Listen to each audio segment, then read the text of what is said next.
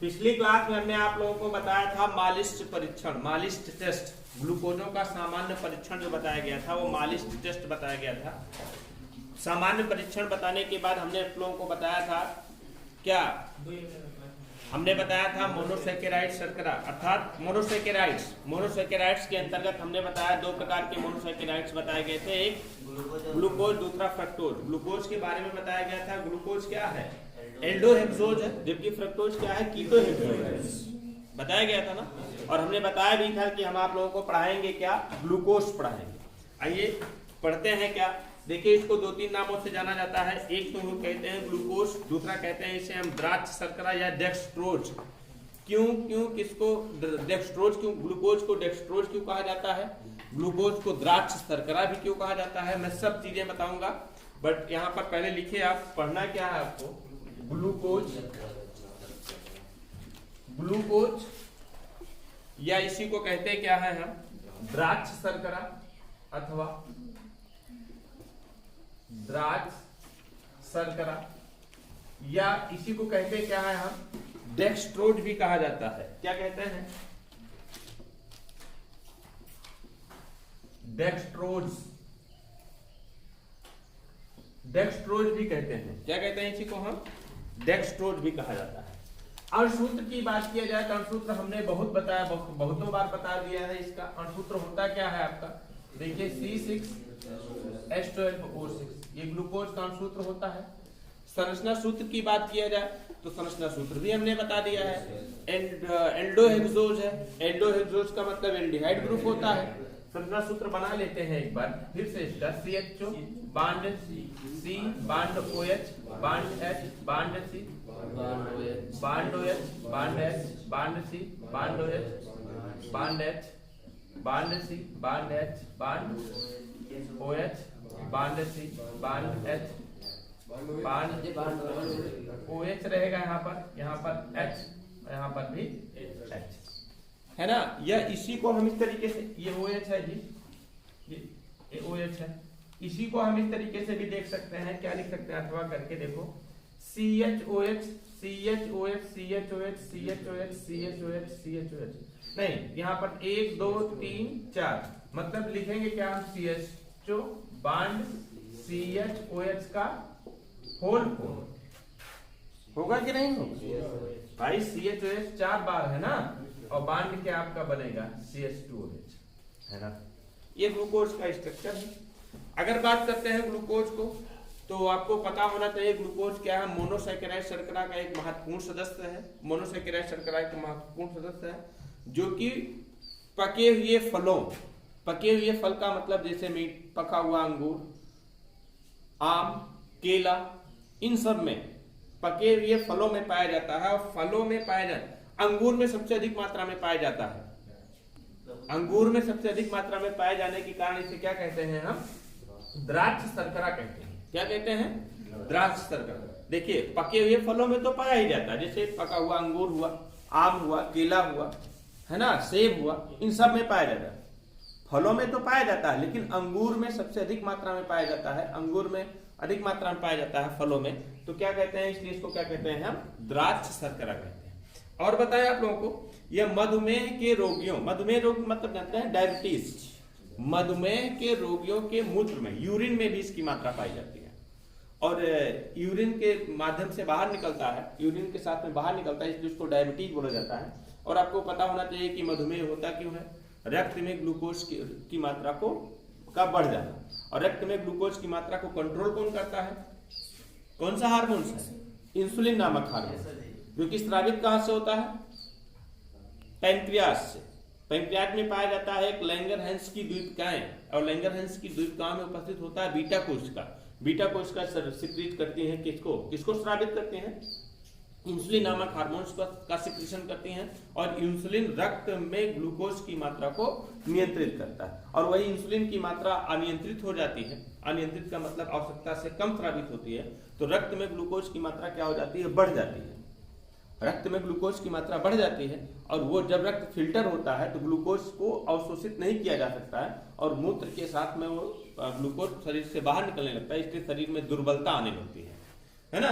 बहुत समस्याएं होने लगती हैं, तो इसे डायबिटीज बोला जाता है। बहरहाल वो बात की बातें हैं, यहाँ पर सिर्फ हमें ये बताया जाना है कि रक्त में पाया जाता है और मधुमेह के रोगियों में भी मूत्र के रूप में, मूत्र के साथ में क्या होता है, बाहर निकलता है। और देखिए अगर हम बात करते हैं इसके निर्माण की, ग्लूकोज को का निर्माण कैसे किया जाता है, औद्योगिक स्तर पर इसका निर्माण किया जाता है। स्टार्च का तन हाइड्रोक्लोरिक अम्ल द्वारा जल अपघटन करा दिया जाता है।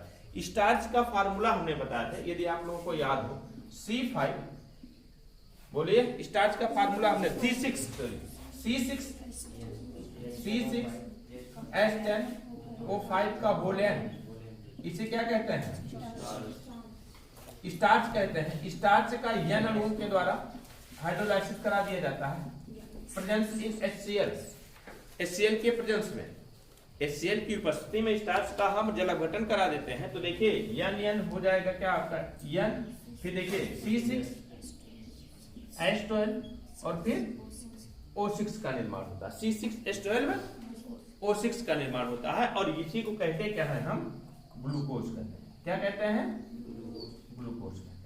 तो बनाने की विधि आप लोगों ने देख लिया औद्योगिक स्तर पर। औद्योगिक स्तर पर कैसे बनाते हैं, ग्लूकोज का तन हाइड्रोक्लोरिक अम्ल द्वारा जलभटन करा देते हैं तो ग्लूकोज का निर्माण। फिर से एक बार देखिए ग्लूकोज के बारे में। ग्लूकोज को द्राक्ष शर्करा या डेक्सट्रोज कहा जाता है। डेक्सट्रोज क्यों कहा जाता है इसके आगे मैं बताऊंगा बहुत है, आगे बताऊंगा। इसका डी विन्यास होता है, तो मैं आगे बताऊंगा इसको डेक्सट्रोज क्यों कहते हैं, डेक्सट्रोज क्यों कहा जाता है इसे। यहाँ भी आधा सा रहेगा डेक्सट्रोज में, डेक्सट्रोज क्यों कहते हैं मैं आगे बताऊंगा। और अनुसूत्र बताया गया C6H12O6, संरचना सूत्र ये बताया गया एल्डोहेक्सोज है क्योंकि इसमें एल्डिहाइड ग्रुप होता है और हमने CHOH का होल 4 करके इस तरीके दिखा दिया, मतलब 60 फार्मूला इसका लिख दिया, 60 स्टेप फार्मूला। और हमने बताया कि मीठे फलों में पाया जाता है, पके हुए फलों में पाया जाता है, अंगूर में पाए जाने के कारण इसे क्या कहते हैं, द्राक्ष शर्करा कहते हैं। अंगूर में पाए जाने के कारण इसे द्राक्ष शर्करा कहते हैं। और समझिए हमारी बात को, मधुमेह रोगी के यूरिन में भी इसकी मात्रा उपस्थित होती है। और हमने बताया इसको बनाते कैसे हैं, स्टार्च का हाइड्रोलाइसिस करा देते हैं। स्टार्च का औद्योगिक स्तर पर निर्माण कैसे किया जाता है, स्टार्च का क्या कर देते हैं, जल अपघटन करा देते हैं HCl की प्रेजेंस में, तो किसका निर्माण हो जाता है, ग्लूकोज का निर्माण हो जाता है। समझ रहे ना, तो लिखिए अनुसूत्र लिख लीजिए। पढ़ रहे हैं ग्लूकोज के बारे में बताया गया। ग्लूकोज C6H12O6 जिसे द्राक्ष शर्करा या डेक्सट्रोज भी कहा जाता है। हमने बताया था ग्लूकोज पाया जाता है मीठे फलों में, खासतौर से अंगूरों में पाए जाने के कारण इसे द्राक्ष शर्करा के नाम से जाना जाता है। बनाने की विधि भी हमने बता दिया था। औद्योगिक स्तर पर इसका क्या करते हैं, स्टार्च का जल अपघटन करा देते हैं तन हाइड्रोक्लोरिक अम्ल की उपस्थिति में, तो आपके ग्लूकोज का निर्माण हो जाता है। अब पढ़ते हैं हम ग्लूकोज के गुण, ग्लूकोज के भौतिक गुण लिखेंगे हम। ग्लूकोज के भौतिक गुण, ग्लूकोज के भौतिक गुण, फिजिकल प्रॉपर्टीज ऑफ ग्लूकोज आपको पता होना चाहिए। अगर बात करते हैं इसकी पहली प्रॉपर्टी की, तो ग्लूकोज कैसा है, सफेद रंग का क्रिस्टलीय ठोस है। कि कैसा होता है, सफेद रंग का क्रिस्टलीय ठोस है, सफेद रंग का क्रिस्टलीय ठोस है। ठोस अवस्था में पाया जाता है और भी किस रंग का होता है, सफेद रंग का होता है और क्रिस्टल अवस्था में होता है। इसका गलनांक की बात करते हैं, गलनांक का मतलब क्या, melting point, MP melting point कितना होता है, 146 centigrade, 146 degree centigrade melting point, इसका गलनांक 146 सेंटीग्रेड होता है। अगली प्रॉपर्टी स्वाद की बात करते हैं। स्वाद मीठा होता है, स्वाद कैसा होता है, मीठा होता है, परंतु गन्ने की शक्कर जितना नहीं, परंतु गन्ने की शक्कर जितना नहीं, है ना, गन्ने की शक्कर जितना मीठा नहीं होता है, गन्ने की शक्कर जितना मीठा नहीं होता है। इसका स्वाद तो मीठा होता है, इसका स्वाद तो मीठा होता है, किंतु गन्ने की शक्कर जितना मीठा नहीं होता। यह जल में विलीय है, जल में विलीय है। चौथा नंबर देखिए क्या है, जल में विलीय है, जल में घुल जाता है। और बात बताएं, जो प्रकृति से प्राप्त ग्लूकोज है, प्रकृति से प्राप्त ग्लूकोज है, ये दक्षिण ध्रुव गुणक होता है। दक्षिण ध्रुवक गुणक होता है, अर्थात इसे प्लस ग्लूकोज भी कहते हैं, और दक्षिण ध्रुवक गुणक होने के कारण इसे डेक्सट्रोज के नाम से भी जाना जाता है। ये जानिए कि पदार्थ दो प्रकार के हो सकते हैं। देखिए ध्रुवक गुणता के आधार पर मैं बता दूं, यहां पर ध्रुवक गुणता के आधार पर पदार्थ दो प्रकार के होते हैं। देखिए एक तो होता है कौन सा आपका वाम ध्रुवक गुणक पदार्थ, वाम ध्रुवक गुणक पदार्थ, वाम ध्रुवक गुणक और दक्षिण ध्रुवक गुणक दो, वाम ध्रुवक गुणक और दूसरा कौन सा होता है आपका दक्षिण ध्रुवक गुणक, दक्षिण ध्रुवक गुणक। ये पदार्थ के बारे में जानिए आप लोग। दक्षिण ध्रुवक गुणक, वाम ध्रुवक गुणक, दक्षिण ध्रुवक गुणक। देखिए वाम ध्रुवक गुणक और दक्षिण ध्रुवक गुणक कहते किसे हैं? दो पदार्थ वाम ध्रुवक गुणक, दक्षिण ध्रुवक गुणक, clockwise and anti clockwise substance किसे कहा जाता है? प्रकाश जानते हैं? प्रकाश, प्रकाश को जब हम निकोल प्रिज्म से होकर के गुजारते हैं, ये प्रकाश है, इसका तल क्या होता है? अनियमित होता है। अनियमित का मतलब इधर भी होता है, इधर भी होता है, इधर भी होता है, इधर चारों दिशाओं में होता है ना। इस तरीके से प्रकाश का तल अनियमित होता है ना, चारों दिशाओं में होता है। जब प्रकाश की किरण को हम निकोल प्रिज्म से होकर के गुजारते हैं तो ये बन जाता है आपका समतल ध्रुवित प्रकाश। क्या बन जाता है? समतल ध्रुवित प्रकाश बनता है। समतल ध्रुवित प्रकाश कहते हैं इसे, ये समतल ध्रुवित प्रकाश होता है। इसको हम कहां से प्रवाहित करते हैं? निकोल प्रिज्म से होकर के प्रवाहित करते हैं। प्रिज्म से होकर के निकालते हैं तो इसका तल समतल हो जाता है, मतलब एक तल में हो जाता है। अब किसी भी पदार्थ का जलीय विलयन लें, जैसे हम ग्लूकोज का जलीय विलयन लें। किसका जलीय विलयन लें? ग्लूकोज का जलीय विलयन लें, और ग्लूकोज के जलीय विलयन को एक पारदर्शी नली में रख दें। कहां रख दें? पारदर्शी नली में रख दें। अब इस समतल ध्रुवित प्रकाश को इस ग्लूकोज पदार्थ के जलीय विलयन में से होकर के प्रवाहित करें। कहां से? ग्लूकोज पदार्थ के जलीय विलयन में से होकर के प्रवाहित करें तो समतल ध्रुवित प्रकाश का तल दक्षिणावर्त दिशा में रोटेट हो जाता है। इस तरीके से देखिए घूम गया, तल जब तक सीधा सीधा था, अब क्या हो गया? दक्षिण ध्रुवक गुणक का मतलब क्या हुआ? दक्षिणावर्त दिशा में क्या हो गया? इसका तल क्या हो गया? घूम गया। ये हुआ किसके कारण? ग्लूकोज के जलीय विलयन के कारण हुआ। इसलिए इस ग्लूकोज को क्या कहेंगे हम? दक्षिण ध्रुवक गुणक पदार्थ कहेंगे, या इसी को इसीलिए क्या कहा जाता है? प्लस ग्लूकोज भी कहा जाता है। क्या कहते हैं? प्लस ग्लूकोज, प्लस ग्लूकोज कहा जाता है ना। और जिस पदार्थ का जलीय विलयन, जिस पदार्थ का जलीय विलयन समतल ध्रुवित प्रकाश के तल को किस दिशा में? वामावर्त दिशा में घुमा दे। वामावर्त दिशा मतलब इसका विपरीत घुमा दे तो उसे क्या कहेंगे हम? वाम ध्रुवक गुणक पदार्थ कहेंगे। और उसी को माइनस चिन्ह के साथ प्रदर्शित किया जाएगा। किसके? माइनस चिन्ह के साथ प्रदर्शित किया जाएगा। ये प्रॉपर्टी पाई किसकी? किसमें जाती है? वाम ध्रुवक गुणक पदार्थ होता कौन सा है आपका? फ्रक्टोज। फ्रक्टोज कैसा पदार्थ होता है? वाम ध्रुवक गुणक पदार्थ होता है। फ्रक्टोज के जलीय विलयन को में से समतल ध्रुवित प्रकाश को गुजारते हैं तो समतल ध्रुवित प्रकाश का तल किस दिशा में? वामावर्त दिशा में रोटेट हो जाता है, तो इसे वाम ध्रुवक गुणक पदार्थ कहते हैं। इसलिए इसको माइनस फ्रक्टोज के नाम से भी लिखा जाता है। कैसे लिखा जाता है? माइनस फ्रक्टोज के नाम से भी लिखा जाता है। समझ पाए ना? दक्षिण ध्रुवक, अच्छा दक्षिण ध्रुवक गुणक पदार्थ होने के नाते हमने बताया था कि हम बताएंगे क्या डेक्सट्रोज क्यों कहते हैं। दक्षिण ध्रुवक गुणक पदार्थ होने के नाते ग्लूकोज को क्या कहा जाता है? डेक्सट्रोज कहा जाता है। क्या कहते हैं? डेक्सट्रोज कहते हैं। समझ गए ना? तो ग्लूकोज कैसा पदार्थ है? एक दक्षिण ध्रुवक गुणक पदार्थ है। दक्षिण ध्रुवक गुणक पदार्थ का मतलब आप लोग समझ गए कि समतल ध्रुवित प्रकाश के तल को किस दिशा में? दक्षिणावर्त दिशा में। जो जिस पदार्थ का जलीय विलयन, जिस पदार्थ का जलीय विलयन समतल ध्रुवित प्रकाश के तल को किस दिशा में? दक्षिणावर्त दिशा में। दक्षिणावर्त दिशा में रोटेट करा देता है। इसका रोटेशन इस तरीके से हो जाता है तो उसे क्या कहते हैं हम? दक्षिण ध्रुवक गुणक पदार्थ कहते हैं। और इसके विपरीत दिशा में अगर समतल ध्रुवित प्रकाश का तल इसके विपरीत दिशा में रोटेशन होता है तो इसे क्या कहते हैं? वाम ध्रुवक गुणक पदार्थ। समझ गए ना? तो हम लिखेंगे कि यहाँ पर ग्लूकोज की एक प्रॉपर्टी है। क्या प्रॉपर्टी है ग्लूकोज की? कि ग्लूकोज क्या है? एक दक्षिण ध्रुवक गुणक पदार्थ है। ग्लूकोज कैसा है आपका? दक्षिण ध्रुव गुणक पदार्थ है, इसलिए इसको हम क्या कहते हैं? प्लस ग्लूकोज या डेक्सट्रोज के नाम से जाना जाता है। समझ गए ना? समझ गए इसके बारे में? देखिए अगली प्रॉपर्टी देखिए, ग्लूकोज क्या है? ग्लूकोज क्या कौन सा पदार्थ है आपका? दक्षिण ध्रुवण गुणक पदार्थ है। कौन सा? दक्षिण ध्रुवण गुणक पदार्थ है। कैसा पदार्थ है? दक्षिण ध्रुवण गुणक पदार्थ है। इसलिए इसे क्या कहते हैं? Plus glucose. क्या कहा जाता है? प्लस ग्लूकोज, या क्या कहते हैं हम? डेक्सट्रोज। डेक्सट्रोज कहते हैं। डेक्सट्रोज कहा कहते हैं। समझ गए कि नहीं? ये तो किसकी प्रॉपर्टी थी? ग्लूकोज की प्रॉपर्टी थी। ग्लूकोज क्या होता है? सफेद रंग का क्रिस्टलीय ठोस है, सफेद रंग का होता है और किस अवस्था में पाया जाता है?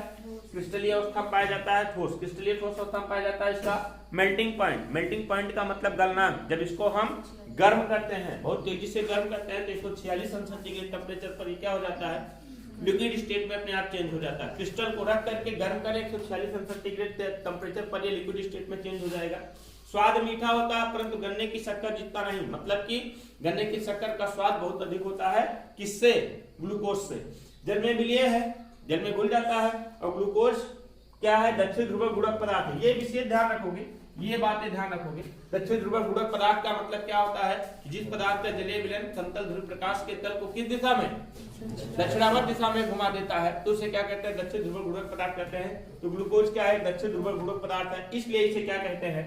ग्लूकोज या डेक्सट्रोज के नाम से जाना जाता है। इसलिए इसे क्या कहते हैं? ग्लूकोज या डेक्सट्रोज। प्लस ग्लूकोज या डेक्सट्रोज कहते हैं। प्लस ग्लूकोज या डेक्सट्रोज कहा जाता है।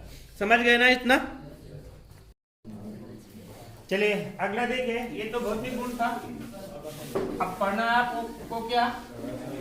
रासायनिक गुण पढ़ना है, केमिकल प्रॉपर्टी।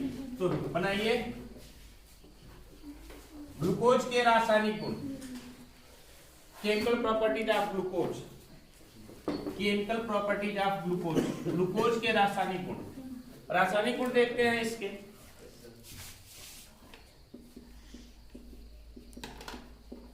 ग्लूकोज के रासायनिक गुण, केमिकल प्रॉपर्टीज ऑफ ग्लूकोज।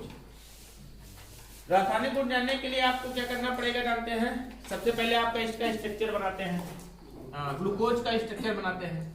आपको ग्लूकोज का स्ट्रक्चर बनाना पड़ेगा। CHO बांड CHOH, सरल स्ट्रक्चर बना देते हैं। CHOH bond CHOH, bond CHOH, bond CH2OH। इसमें कितने कार्बन परमाणु हैं? कितने हाइड? अच्छा, मैं पूछूं कि इसमें कौन कौन से फंक्शनल ग्रुप हैं, तो कितने फंक्शनल ग्रुप आपको समझ में आ गए? CHO और OH। मतलब क्या कि 5 हाइड्रोक्सी और 1 CHO, यही कह रहे हो ना? मैं कहूंगा कि एक फंक्शनल ग्रुप और है भी इसमें।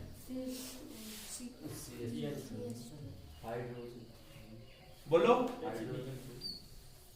एक फंक्शनल ग्रुप और है।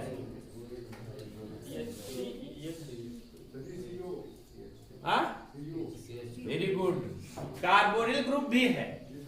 क्यों? क्योंकि यहां पर CHO जो है, CHO में एक आपका फंक्शनल ग्रुप होता है C double bond O bond H। इस तरीके से है तो होता है ना CHO। तो यहां पर जहां कहीं भी CHO होगा तो वहां पर कार्बोनिल होगा कि नहीं होगा?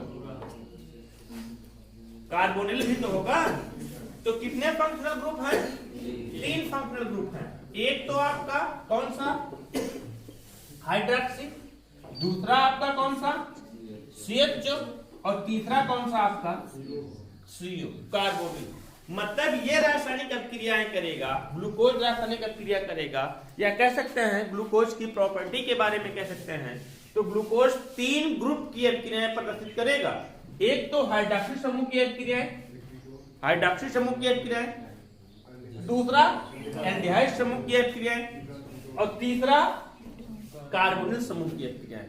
इसके अलावा ऑक्सीकरण अपचयन तो पढ़ना ही पढ़ना है। ग्लूकोज का ऑक्सीकरण भी पढ़ना है, ग्लूकोज का अपचयन भी पढ़ना है। समझ पा रहे हैं ना?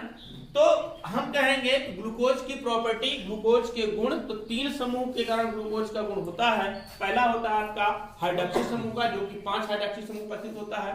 दूसरा आपका एल्डिहाइड समूह, जो कि 1 एल्डिहाइड समूह होता है। तीसरा होता है आपका कार्बोनिल समूह, जो कि 1 कार्बोनिल समूह होता है। समझ पा रहे हैं ना? तो इसी पॉइंट को लिख लीजिए, थोड़ा सा इसमें लिख लीजिए। देखिए ग्लूकोज के एक अणु में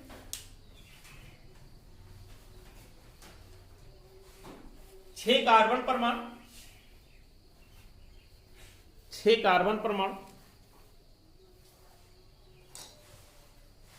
5 हाइड्रोक्सी समूह, 5 हाइड्रोक्सी समूह,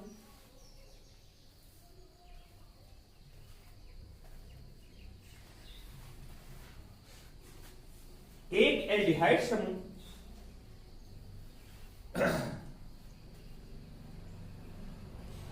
वह 1 कार्बोनिल समूह उपस्थित होता है। 1 एल्डिहाइड समूह वह 1 कार्बोनिल समूह उपस्थित होता है।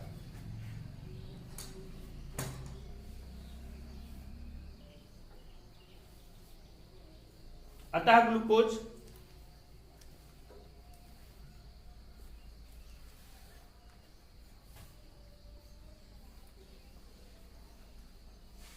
हाइड्रोक्सी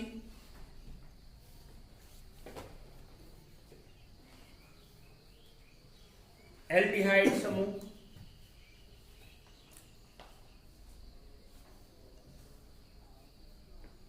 और कार्बोनिल समूह के गुण प्रदर्शित करेगा।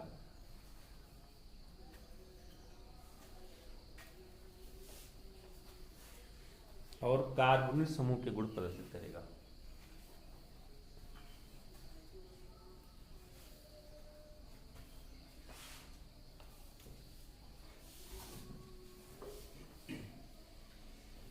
इसकी कुछ अभिक्रियाएं निम्न है।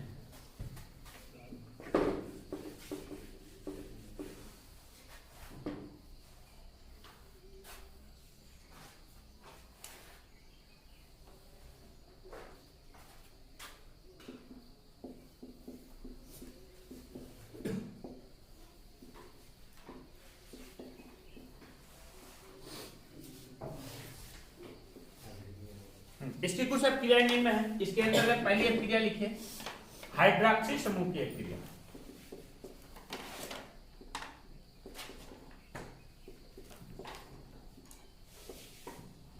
हाइड्रोक्सी समूह की अभिक्रिया,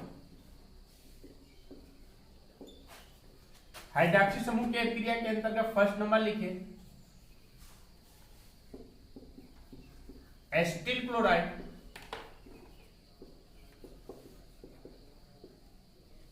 या एसिटिक या हाइड्राइड से अभिक्रिया।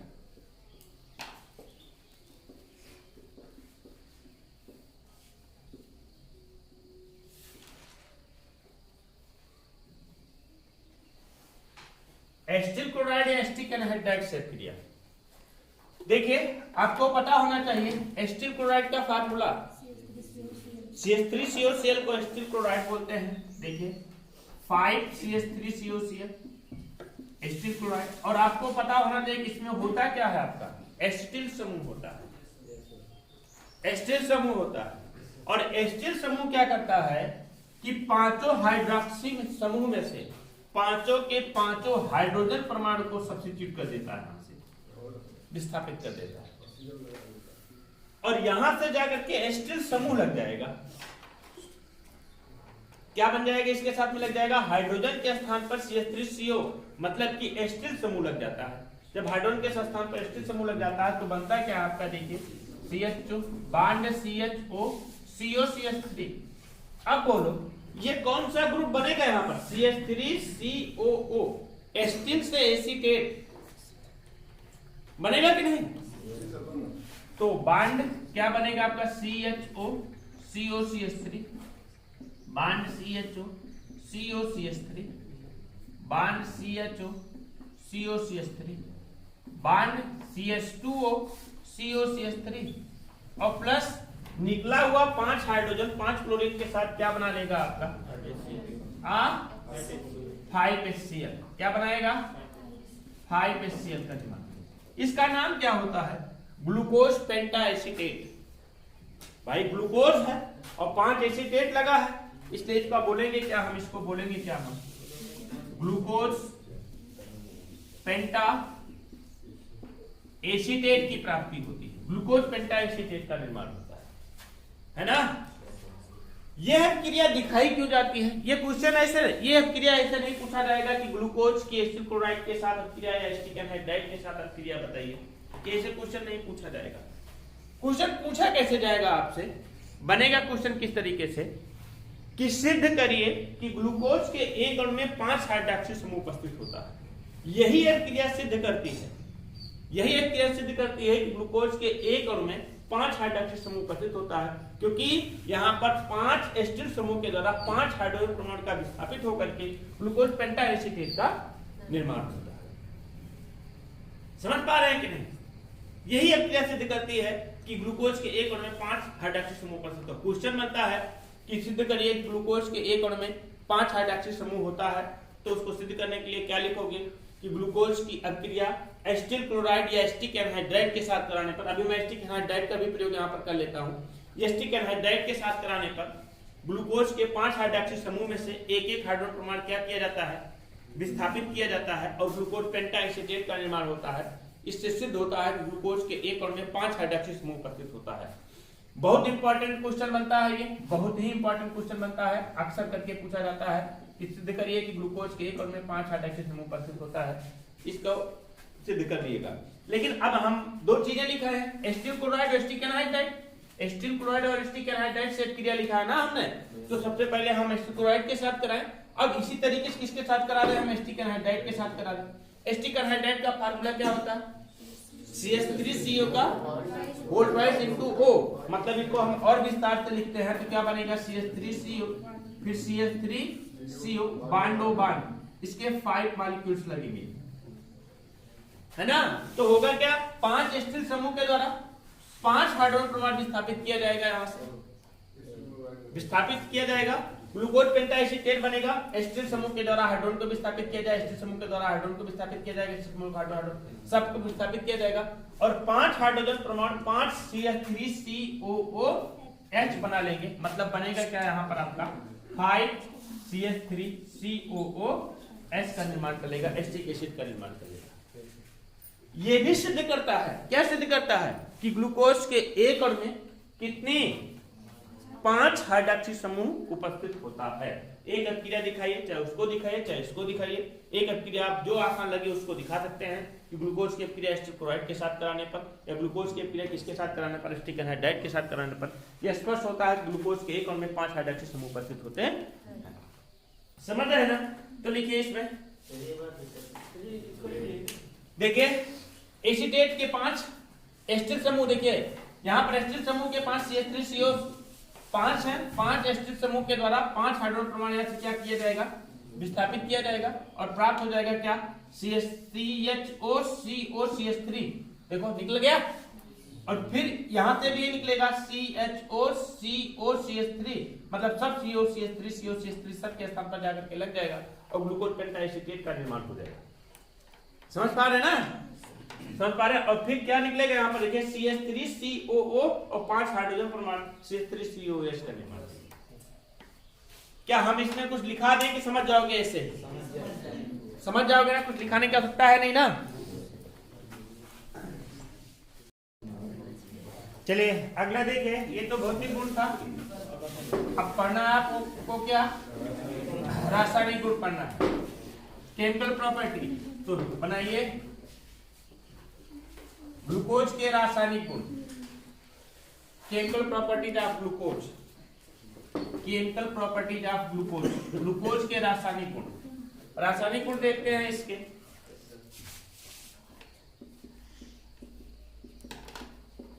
ग्लूकोज के रासायनिक गुण, केमिकल प्रॉपर्टीज ऑफ ग्लूकोज। रासायनिक गुण जानने के लिए आपको क्या करना पड़ेगा जानते हैं? सबसे पहले आपका इसका स्ट्रक्चर बनाते हैं, ग्लूकोज का स्ट्रक्चर बनाते हैं। आपको ग्लूकोज का स्ट्रक्चर बनाना पड़ेगा, CHO बांड CHOH, सरल स्ट्रक्चर बना देते हैं।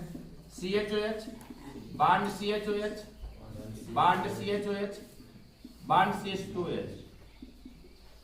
इसमें कितने कार्बन परमाणु हैं? कितने हाइड। अच्छा अब मैं पूछूं कि इसमें कौन कौन से फंक्शनल ग्रुप हैं, तो कितने फंक्शनल ग्रुप आपको समझ में आ रहे हैं? CHO और OH, मतलब क्या कि 5 हाइड्रोक्सी और 1 CHO, यही कह रहे हो ना? मैं कहूंगा कि एक फंक्शनल ग्रुप और है भी इसमें।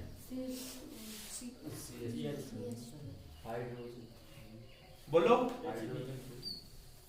एक फंक्शनल ग्रुप और है।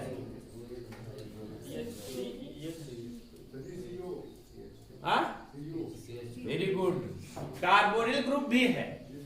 क्यों? क्योंकि यहां पर CHO जो है, CHO में एक आपका फंक्शनल ग्रुप होता है C double bond O bond H, इस तरीके से है, तो होता है ना CHO।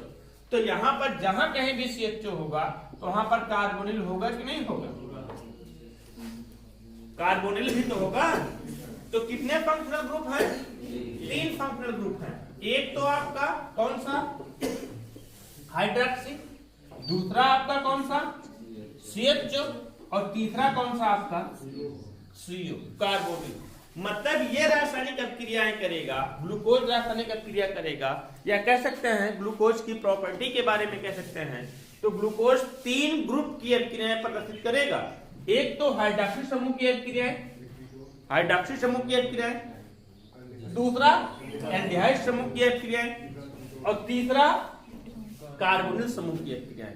इसके अलावा ऑक्सीकरण अपचयन तो पढ़ना ही पढ़ना है। ग्लूकोज का ऑक्सीकरण भी पढ़ना है, ग्लूकोज का अपचयन भी पढ़ना है। समझ पा रहे हैं ना?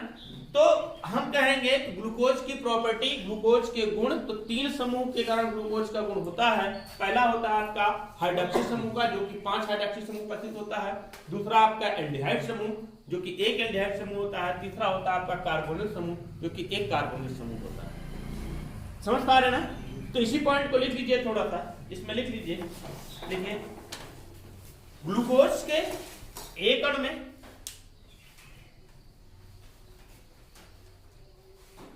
6 कार्बन परमाणु, 6 कार्बन परमाणु, 5 हाइड्रोक्सी समूह, 5 हाइड्रोक्सी समूह,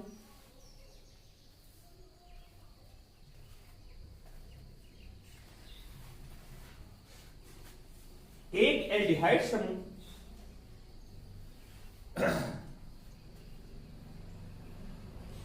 वह 1 कार्बोनिल समूह उपस्थित होता है।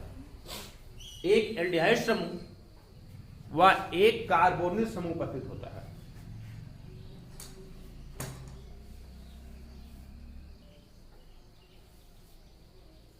अतः ग्लूकोज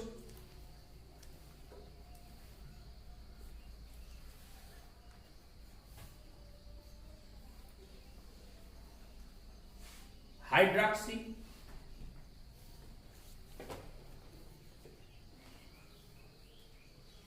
एल्डिहाइड समूह,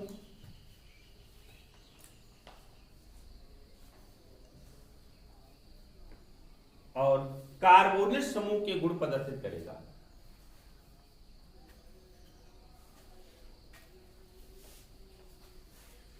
और कार्बोनिल समूह के गुण प्रदर्शित करेगा।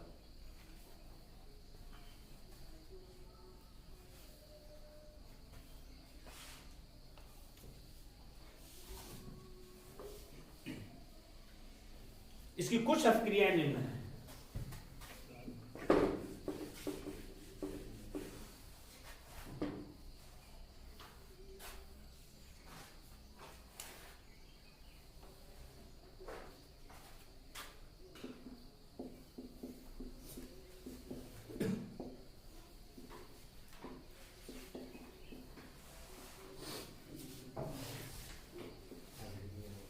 इसकी कुछ अभिक्रियाएं निम्न है। इसके अंतर्गत पहली अभिक्रिया लिखिए, हाइड्रोक्सी समूह की अभिक्रिया।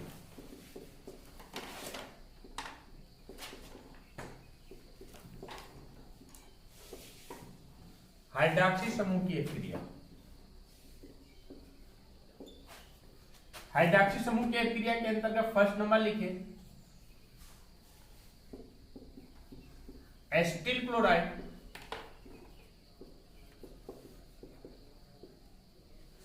या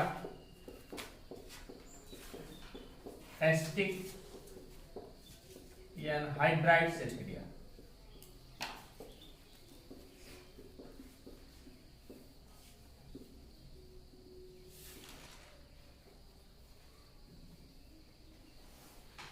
एसिटिल क्लोराइड या एसिटिक एनहाइड्राइड से क्रिया। देखिए आपको पता होना चाहिए एसिटिल क्लोराइड का फार्मूला CH3COCl को एसिटिल क्लोराइड बोलते हैं। देखिए 5CH3COCl एसिटिल क्लोराइड, और आपको पता होना चाहिए कि इसमें होता क्या है, आपका एसिटिल समूह होता है, एसिटिल समूह होता है। और एसिटिल समूह क्या करता है कि पांचों हाइड्रोक्सी समूह में से पांचों के पांचों हाइड्रोजन परमाणु को सब्स्टिट्यूट कर देता है, यहां से विस्थापित कर देता है, और यहां से जाकर के एसिटिल समूह लग जाएगा। क्या बन जाएगा, इसके साथ में लग जाएगा हाइड्रोजन के स्थान पर CH3CO, मतलब कि एसिटिल समूह लग जाता है। जब हाइड्रोजन के स्थान पर एसिटिल समूह लग जाता है तो बनता है क्या आपका, देखिए CH2 bond CHO CO CH3। अब बोलो ये कौन सा ग्रुप बनेगा यहाँ पर, CH3COO, एसिटिल से एसीटेट बनेगा कि नहीं? तो बांड क्या बनेगा आपका CHO CO CH3, bond CHO CO CH3, bond CHO CO CH3, bond CH2O CO CH3, और प्लस निकला हुआ 5 हाइड्रोजन 5 क्लोरीन के साथ क्या बना लेगा आपका 5HCl। क्या बनाएगा 5HCl का निर्माण। इसका नाम क्या होता है, ग्लूकोज पेंटा एसीटेट।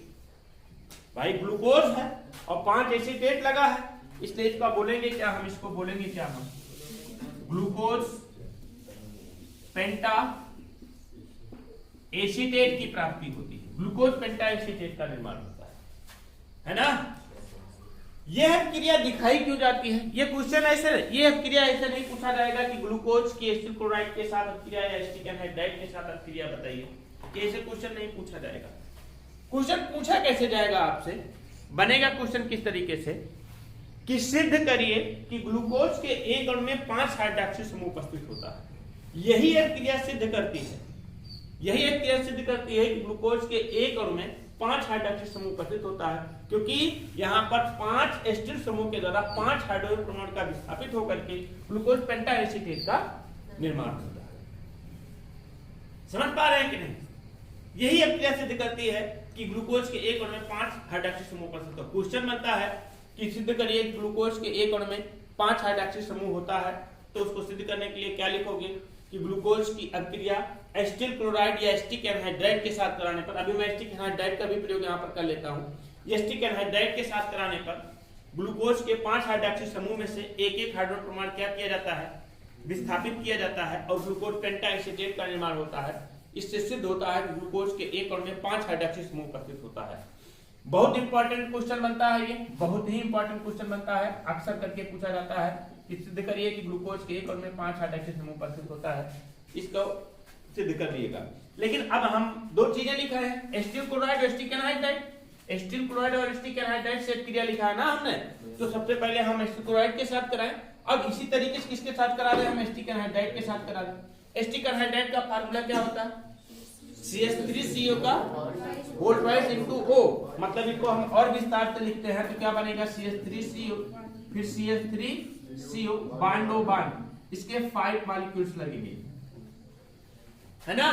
तो होगा क्या, 5 एसिटिल समूह के द्वारा 5 हाइड्रोजन परमाणु विस्थापित किया जाएगा, यहां से विस्थापित किया जाएगा, ग्लूकोज पेंटा एसीटेट बनेगा, एसिटिल समूह के द्वारा हाइड्रोजन को विस्थापित किया जाएगा, एसिटिल समूह के द्वारा हाइड्रोजन को विस्थापित किया जाएगा, एसिटिल समूह हाइड्रोजन सबको विस्थापित किया जाएगा, और 5 हाइड्रोजन परमाणु 5 CH3COOH बना लेंगे, मतलब बनेगा क्या यहाँ पर आपका 5 CH3COOH का निर्माण कर लेगा, एसिटिक एसिड का निर्माण कर लेगा। ये भी सिद्ध करता है, क्या सिद्ध करता है कि ग्लूकोज के एक अणु में कितनी 5 हाइड्रोक्सी समूह उपस्थित होता है। एक अभिक्रिया दिखाइए, चाहे उसको दिखाइए चाहे इसको दिखाइए। एक अभिक्रिया आप जो आसान लगे उसको दिखा सकते हैं कि ग्लूकोज की अभिक्रिया एसिटिक क्लोराइड के साथ कराने पर, या ग्लूकोज की अभिक्रिया किसके साथ कराने पर, एसिटिक एनहाइड्राइड के साथ कराने पर। यह स्पष्ट होता है कि ग्लूकोज के एक अणु में 5 हाइड्रोक्सी समूह उपस्थित होते हैं। समझ रहे हैं ना? तो लिखिए इसमें,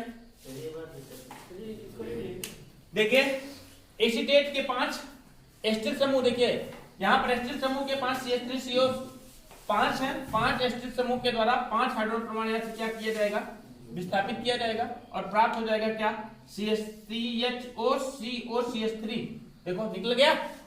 और फिर यहां से भी निकलेगा CHO मतलब सब COCH3 सब के स्थान पर जाकर के लग जाएगा और ग्लूकोज पेंटाएसीटेट का निर्माण हो जाएगा। समझ पा रहे हैं ना? समझ पा रहे हैं? और फिर क्या निकलेगा यहाँ पर देखिए CH3COO और 5 हाइड्रोजन परमाणु CH3COS का निर्माण। क्या हम इसमें कुछ लिखा दें कि समझ जाओगे? ऐसे समझ जाओगे ना? कुछ लिखाने की आवश्यकता है नहीं ना? हाँ, ये तो था आपका हाइड्रोक्सी समूह की अभिक्रिया। हाइड्रोक्सी समूह की अभिक्रिया में 2 अभिक्रियाएं बताई गई, एक एसिटिक क्लोराइड के साथ अभिक्रिया, दूसरा एसिटिक एनहाइड्राइड के साथ अभिक्रिया। कल हम पढ़ाते हैं आप लोगों को कौन सा, कार्बोनिल समूह की अभिक्रिया। कार्बोनिल समूह की अभिक्रियाओं में कैसे प्रूव करेंगे ग्लूकोज के एक अणु में एक कार्बोनिल समूह उपस्थित होता है, इसको भी प्रूव करने के लिए आता है। कैसे सिद्ध करेंगे ग्लूकोज के एक अणु में एक कार्बोनिल समूह उपस्थित है, बाकी इसको कल बताते हैं।